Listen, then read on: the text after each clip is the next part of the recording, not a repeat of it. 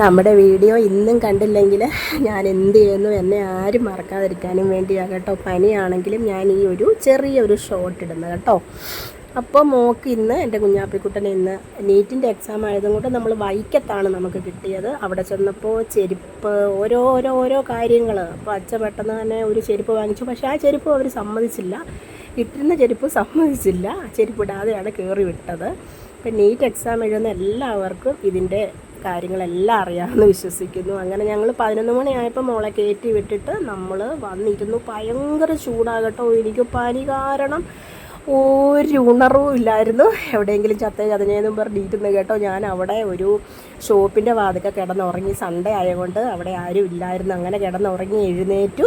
അങ്ങനെ ഞങ്ങൾ കുറേ നേരം കൂടി ഇരുന്നപ്പം ഒരു ഉത്സവത്തിൻ്റെ ആളുണ്ട്. അവർ ആ ഗേറ്റ് തുറക്കണം. അപ്പം മക്കളിങ്ങോട്ട് ഇറങ്ങിപ്പോരും. അപ്പോൾ ഇന്നത്തെ വീഡിയോ ഇതാകട്ടോ. അപ്പം ബൈ.